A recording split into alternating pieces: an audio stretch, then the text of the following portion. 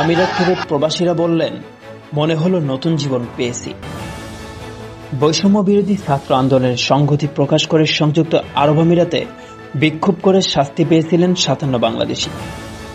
তাদের মধ্যে ১২ জন শনিবার ৭ই সেপ্টেম্বর রাতে চট্টগ্রামে পৌঁছেছে।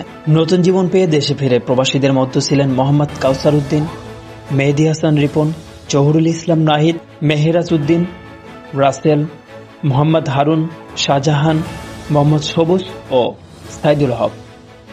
তাদের অধিকাংশের বাড়ি চট্টগ্রামের রাউজান ও হাটহাজারীতে। চট্টগ্রামের রাউজানের মধ্যে কদলপুর এলাকায় মোহাম্মদ কাউসার উদ্দিন বলেন, চোখে পলকে সব এলোমেলো হয়ে গেল। দেশে গণহত্যার প্রতিবাদ জানাতে দাঁড়ালাম ব্যানার নিয়ে।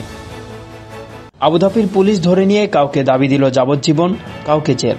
কারাগারে শুধু কাঁদতাম, নামাজ পড়তাম আর রোজা রাখতাম। এক বেলা ভাত দিত, 2 বেলা রুটি। এক রুমে থাকতাম 30 জন। এভাবেই কাটে 49 দিনের অনিশ্চিত জীবন। তিনি বলেন, মুক্তির খবর যখন শুনলাম মনে হলো নতুন জীবন পেয়েছি। তবে প্রাণ নিয়ে দেশে ফিরেও সব তছনছ হয়ে গেল। কিছুই আনতে পারিনি, কখনো আর যেতেও পারবো না। বাকি জীবন কিভাবে কাটাবো, মাথায় ঋণের বোঝা।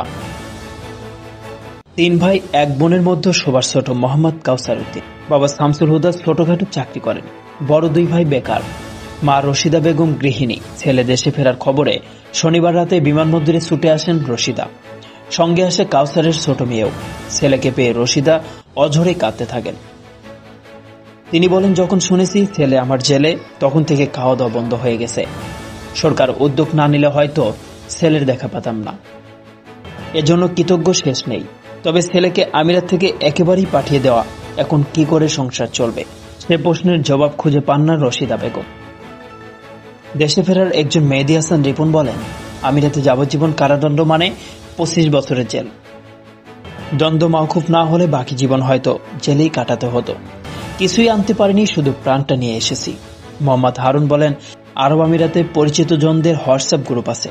সেখানে কর্মসূচি নিয়ে আলোচনা করে প্রতিবাদ জানাতে একত্রিত হই সবাই। কিন্তু পুলিশ যে এত প্রতিক্রিয়া দেখাবে জানা ছিল না। অন্তর্বর্তী সরকার তাদের দণ্ড মওকুফের উদ্যোগ নেওয়ায় কৃতজ্ঞতা জানান সাইদুল হক। তিনি বলেন, ভেবেছিলাম দণ্ড কার্যকর হওয়ার আগে আর মুক্তি মিলবে না। কেন্দ্রীয় সরকার উদ্যোগ নেওয়ার মুক্তি হয়েছি। চাকরি গেলেও অন্তত পরিবারের সঙ্গে একত্রিত হতে পারছি। আমাদের সঙ্গে গ্রেপ্তার হওয়া আরো অনেক এখনো সেখানে বন্দী আছেন। সরকার যেন তাদেরকেও মুক্তির বিষয়ে ব্যবস্থা নেয়। সংবাদের এ পর্যন্তই। পরবর্তী নিউজ আপডেট পেতে আমাদের সাথেই থাকুন। ধন্যবাদ।